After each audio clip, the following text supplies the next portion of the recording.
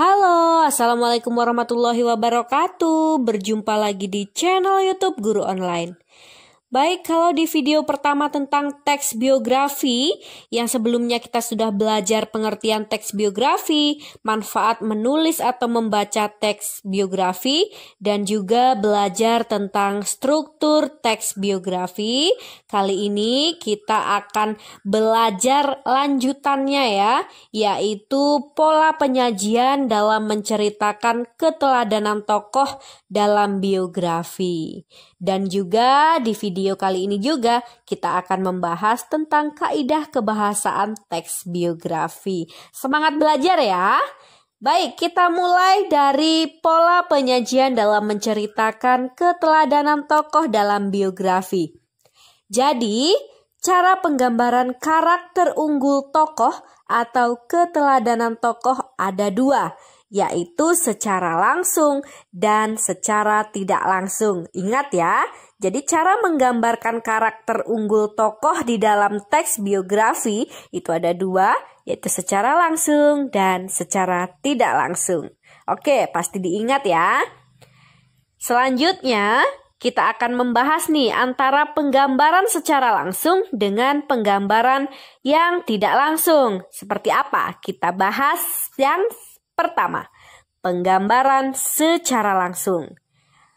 Artinya, penggambaran secara langsung yaitu karakter unggul tokoh dituliskan secara langsung sehingga pembaca tidak perlu menganalisis maknanya karena karakternya tertulis secara langsung dan jelas. Nah, jadi kalau menggambarkan karakter unggul tokoh dalam teks biografi dan penggambarannya dituliskan secara langsung, maka pembaca tidak perlu repot-repot untuk menganalisis maknanya, untuk memikirkan ini kira-kira maksudnya karakter unggul tokohnya seperti apa ya. Jadi tidak perlu berpikir seperti itu, karena karakternya tertulis secara langsung dan jelas di dalam teks tersebut. Seperti apa contohnya? Nah, ini ada contohnya ya, contoh penyampaian karakter atau watak tokoh secara langsung. B.J. Habibie adalah tokoh panutan yang menjadi kebanggaan bangsa Indonesia. Nah, di sini dituliskan secara langsung bahwa Bapak B.J. Habibie adalah tokoh panutan yang menjadi kebanggaan. Baik ya, jadi ini karakter unggul tokoh panutannya ini tadi dituliskan secara langsung. Dan pasti paham ya, paham dan jelas langsung maknanya. Oh, berarti Bapak B.J. Habibie ini merupakan tokoh panutan dan menjadi kebanggaan bangsa Indonesia. Nah, jadi langsung tertulis jelas di dalam teks tersebut. Itulah yang disebut dengan penggambaran secara langsung karakter unggul tokoh dalam teks biografi. Baik, sekarang kita belajar tentang penggambaran karakter unggul tokoh yang secara tidak langsung. Nah, kalau bagian penggambaran secara langsung tadi hanya ada satu jenis. Nah, ini loh penggambaran secara langsung karakter unggul tokoh dalam teks biografi. Sedangkan kalau penggambaran secara tidak langsung itu masih terbagi lagi. Nanti penyampaian karakter unggul atau karakter watak tokoh dalam menghadapi permasalahan keuangan, lalu penyampaian karakter atau watak tokoh dari kalimat tokoh lain atau dialog tokoh, dan ada juga contoh penyampaian karakter atau watak tokoh secara tidak langsung dengan cara menghadirkan tokoh lain dalam cerita tersebut. Jadi nanti tokoh lain yang menceritakan tentang karakter tokoh yang dituliskan dalam teks biografi. Baik, jangan bingung ya, kita pelajari satu persatu terlebih dahulu supaya tidak bingung. Nah, ini tadi kita kembali ke yang secara tidak langsung ini tadi. Jadi secara tidak langsung artinya menyebutkan bagaimana karakter unggul tokoh dengan mendeskripsikan bagaimana cara tokoh menghadapi permasalahan keuangan, menuliskan dialog tokoh, ataupun menghadirkan tokoh lain dalam cerita.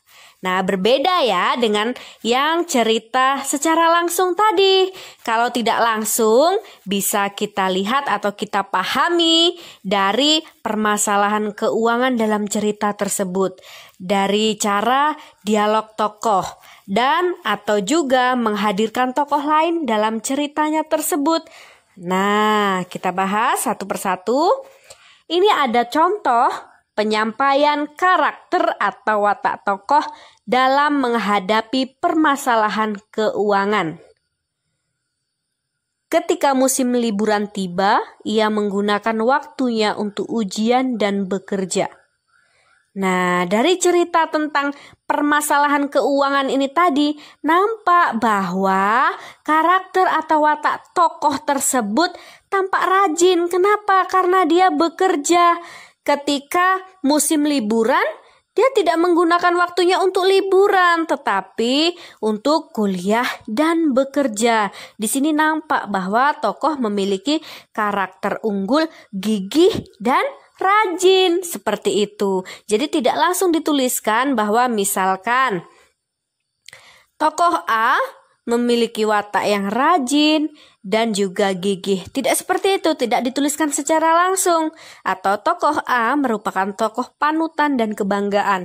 Jadi beda ya, kalau secara tidak langsung dan disampaikan dari cara menghadapi permasalahan keuangan tokoh tersebut. Nah, seperti ini contohnya. Ketika musim liburan tiba, ia menggunakan waktunya untuk ujian dan bekerja. Jadi ini untuk menuliskan cerita lain dari bahwa tokoh tersebut merupakan tokoh yang gigih dan rajin. Baik, kita pelajari penggambaran tokoh secara tidak langsung dari kalimat tokoh ataupun dari dialog tokoh. Saya ingin jadi ilmuwan. Sebenarnya ilmu itu untuk mempermudah hidup. Ilmu pengetahuan dan teknologi itu membuat hidup manusia menjadi nyaman. Saya berharap kalau saya menjadi ilmuwan, saya dapat membuat hidup manusia menjadi lebih nyaman, kata dia. Nah, di sini tampak bahwa karakter atau watak tokoh tersebut berdasarkan kalimat tokoh ketika berbicara atau kutipan langsung ketika tokoh berbicara dituliskan. Nah, di sini akan nampak bahwa karakter tokoh tersebut memiliki cita-cita yang tinggi dan sangat baik sekali, yaitu ingin menjadi ilmuwan, dan ketika nanti sudah menjadi ilmuwan, ia ingin membuat hidup manusia menjadi lebih nyaman. Berarti kan memiliki cita-cita yang baik dan niat baik untuk orang lain. Jadi tampak karakter unggul tokoh yang memiliki jiwa yang sangat baik. Paham ya dari situ? Nah, jadi tidak langsung dijelaskan tokoh A memiliki kepribadian dengan jiwa yang sangat baik dan memiliki cita-cita yang sangat tinggi. Tidak seperti itu, tetapi diambil dari kutipan atau kalimat tokohnya ketika berbicara. Paham ya? Baik, kita akan lihat contoh penyampaian karakter atau watak tokoh secara tidak langsung dengan cara menghadirkan tokoh lain. Nah, dalam teks ini contohnya adalah mamanya sendiri tokoh lainnya ya, yang menceritakan karakter atau watak dari tokoh yang dituliskan dalam biografi. Contohnya, semua anak mama tidak manja dengan uang, sebab kami tak punya uang, tutur mama. Nah, seperti itu. Jadi ketika ingin menjelaskan karakter tokoh, bahwa karakter tokoh tersebut merupakan tokoh yang tidak manja dan tidak boros dengan uang, tetapi tidak langsung menuliskan bahwa tokoh A tidak boros dan tidak manja. Tidak seperti itu, tetapi dituliskan secara tidak langsung, yaitu dengan menghadirkan cerita dari tokoh lain, dan tokoh lain di sini adalah mamanya kebetulan ya. Jadi dijelaskan semua anak mama tidak manja dengan uang, seperti itu. Itu kan menceritakan bahwa tokoh tersebut tidak manja dan tidak boros. Nah, seperti itu. Baik ya, paham ya dengan cara-cara penyajian karakter unggul tokoh atau karakter watak tokoh secara tidak langsung maupun secara langsung ya. Nah, sekarang kita akan belajar tentang kaidah kebahasaan teks biografi. Yang pertama, kaidah kebahasaan teks biografi adalah menggunakan kata ganti atau pronomina orang ketiga tunggal seperti ia, dia, beliau. Jadi kata ganti ini juga digunakan bervariasi dengan penyebutan nama tokoh atau nama panggilan tokoh. Jadi bisa dengan nama tokoh itu sendiri atau nama panggilan tokoh bisa juga, lalu diselingi dengan kata ganti ia, dia, dan beliau. Jadi kata ganti orang ketiga tunggal ya. Contohnya, George putra Papua sangat menyukai pelajaran fisika. Ia berasal dari keluarga yang kurang mampu secara ekonomi. Berkat ketekunannya, si jenius dari Papua ini mendapatkan beasiswa hingga ke luar negeri. Nah, di sini pertama disebutkan namanya dulu, George, lalu ada kata ganti di bawahnya, ia, lalu juga dengan penyebutan nama tokoh, nama panggilan tokoh, si jenius dari Papua. Nah, bisa juga dengan nama panggilan tokohnya juga ya.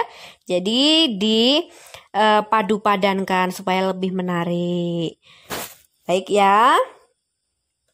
Lalu kaidah kebahasaan yang kedua yaitu menggunakan kata kerja. Jadi kata kerja yang sering digunakan dalam teks biografi itu adalah kata kerja material, kata kerja pasif, dan kata kerja mental. Kata kerja material ini adalah kata kerja yang menyatakan tindakan atau menunjukkan aktivitas ataupun perbuatan fisik atau juga peristiwa yang dilakukan oleh tokoh. Contoh kata kerja material antara lain membaca, berjalan, belajar, dan lain sebagainya ya. Lalu kata kerja pasif. Kata kerja pasif adalah kata kerja yang digunakan untuk menjelaskan peristiwa yang dialami oleh tokoh sebagai subjek yang diceritakan. Contoh kata kerja pasif ada diberi, ditugaskan, dipilih, dan lain sebagainya.